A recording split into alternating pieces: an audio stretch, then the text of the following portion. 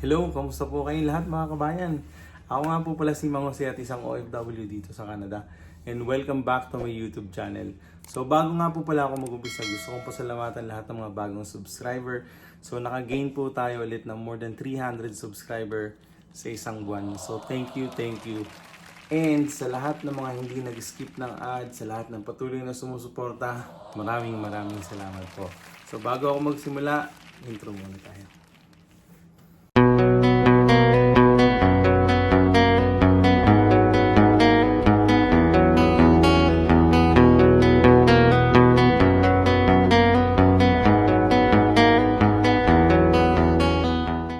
So, welcome back. So, sa lahat ng mga nandito sa Canada na temporary foreign worker, I'm sure na alam nyo ng lahat ito. At marami ng vlogger ang mga nagsabi nito sa YouTube, sa Facebook, or kahit saan pang social media platform. Sinabi na nila kung ano ang mangyayari sa January 21. But today is January 20. So, excited. Feeling ko hindi na sila excited. Excited na ba yung iba? O yung excited na yung mga basher kung anong i-announce ng IRCC? So yun nga, so today is January 20, yan yung nakalagay sa date.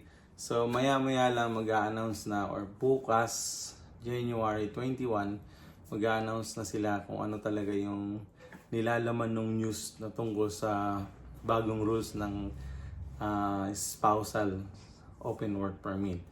So, nakakalungkot kasi marami nang nagsabi sa kanila kung ano yung may resulta nun.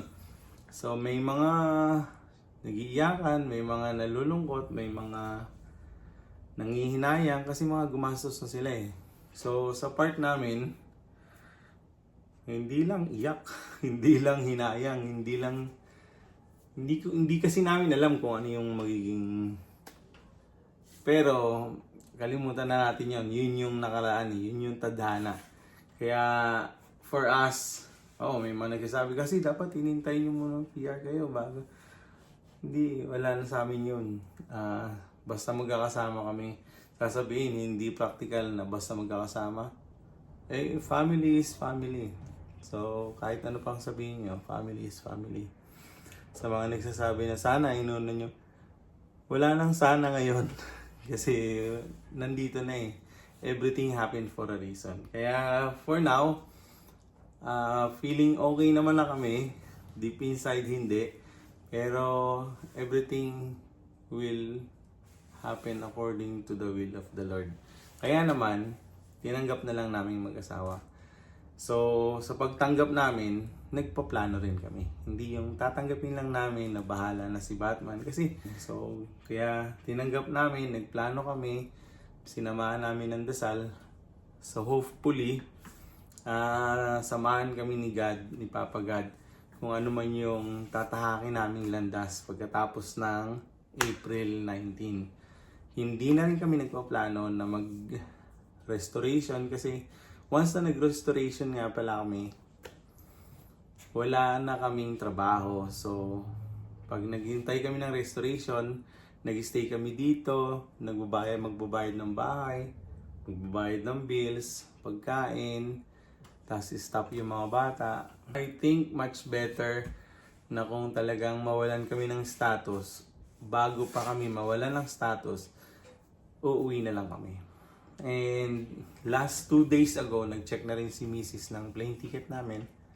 Medyo umabot ng almost 3,000 Canadian dollars. I-times nyo na lang po. 3,000 Canadian dollars times 40 point. Sa 40 na lang para hindi na masyadong mataas. Basta 40 kasi bumababa, tumataas naman yan eh. So 40, 3,000 times 40 sa apat na yon. Diretso na yon. Stopover kami ng Taipei, pauwi ng Pilipinas. So kaya naman sa sitwasyon ngayon, sobrang dami naming maapektuhan talaga. Lalo na yung mga temporary foreign worker na nakabili ng bahay, tapos hindi maririn yung common law or yung wife or husband nila. So wala silang magiging katuwang magbayad ng bahay. Ngayon, if ever na ma-expired na yung mga permit nila, mag-rush sila ngayon na magbenta ng properties or ng bahay. Katulad ko. So pagka matatapos na yung work permit ko, kailangan ko ibalik yung car. Kasi nagpaplano pa rin naman kami bumalik dito. So yung mga card namin, maintain lang namin yung hulog. Sa lahat ng mga kapwa ko temporary foreign worker, naka-work permit or international student na may family na nag-aalangan na mapapawi, huwag po tayong mag-alala kasi everything happened for a reason. Magdasal lang talaga tayo, yun lang talaga yung pwede nating panghawakan, mag-pray. Kahit ako nga minsan sa iniisip ko, kung ano yung pagmamakaawa ko dati nung nasa Macau ako na makarating ako dito kay Canada. Yung pagmamakaawa ko kay Lord, hanggang ngayon ginagawa ko. Sana magkaroon pa ng chance na ma-extend. Pero, whatever the result is, i-embrace pa rin namin yan. Kaya naman, kung mapapansin ninyo, meron na akong bagong desktop computer sa likod. So, ipa-flash ko nga pala dito yung binilhan ko ng desktop. Kaya naman kung naghahanap kayo ng magandang setup ng PC, i-search nyo lang si Jeffrey Castillo sa Facebook Market. Yan siya. May freebie, may warranty, madaling kausap. So, ano pa hinihintay nyo? I-search nyo na siya at mag-PM na kayo. So, balik tayo sa topic. So, bago mag-end ang April 19, 2025, kung ano man yung kalabasan na hinihintay naming results sa employer ko, sa renewal na sinasabi niya. So, kung ma-extend man kami, thank you Lord. Kung hindi, magpo-post ako dito sa YouTube at saka sa Facebook page ko.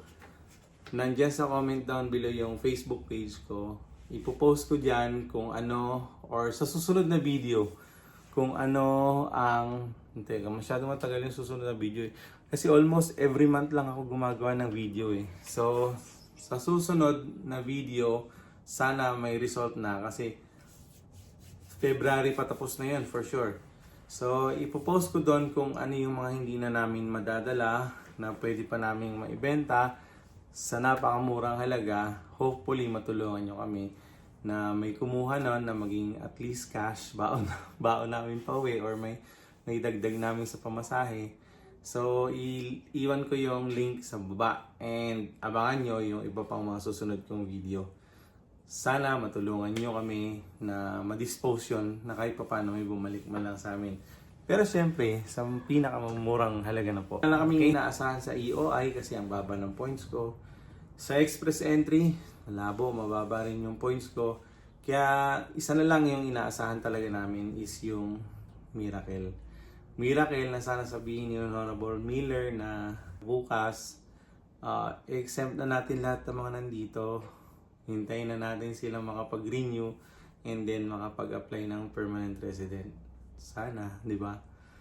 Malay mo, basta sama-sama tayo mag-pray, mas makikinig, mapapakinggan yan ni Lord. Kaya lang, let's see, hindi natin alam. Nakakapanghinayang kahit nasabihin na natanggap na namin. Nakakapanghinayang. Talagang ganon. You cannot have everything in life. Baka let's see, stay muna sa Pinas pag di kaya. Then mag-apply ulit kung saan bansa pwedeng hatakin ng pamilya, ganon. Pero kung hindi, Thailand, pwede. Yan, Macau. Huwag Macau, mahirap sa Macau. Thailand, pwede. Dubai, pwede. Europe, siguro. Hindi ko alam eh. Sa Australia, ay, ganun din eh. Mahirap din sa Australia. Sa New Zealand, parang mahigpit na rin sila mag-PR. Let's see. Wala na siguro. Ano na lang. Probinsya. So, sa lahat ng mga nandyan sa Isabela, na nanonood man or nadadaanan itong vlog ko, magkita-kita tayo sa April. Maghahanap ako ng magandang content dyan. Anyway, okay lang kasi tuloy pa rin yung ads, tuloy pa rin yung earnings ko sa YouTube. Tapos, this time, may pumasok ulit akong income sa Facebook. So, Lord, thank you talaga. Ang pinambili ko nga pala ng PC na to, sa lahat ng mga hindi na nakakalam, share ko lang sa inyo, just to inspire. Kasi ito, yan, pagbabasura at saka sa tips. So, yung hindi naman totally basura, recycle. So, yung deposit niyan, kinukulik ko sa Bottle Depot. Hanggang sa naipon ko, yun din yung binili ko ng CPU. At saka itong mga ito. Sa susunod yan, makikita nyo na yan sa Facebook page ko, sa personal page ko kasi iba-vlog ko kung saan ko nabili. At saka maganda naman talaga. Mura na, maganda pa. So that's it for now. Good luck sa ating lahat ng mga temporary foreign worker. Sana pala rin tayo sa taon nito kahit na nag-uumpisa pa lang ganito yung mga balita. Sana bigyan pa rin tayo ni Lord ng chance na maka-move forward, na makapag-enjoy this year kahit paano sa kabila ng lahat ng mga bad news.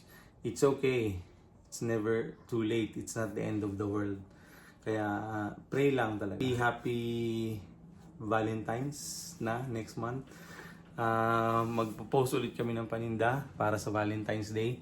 So yung mga nakapag-order sa susunod, thank you in advance. Yun lang po. Maraming salamat. Mangusi nga pala ulit. Isang OFW dito sa Canada. God bless you all and don't forget to subscribe please. Salamat. Paalam.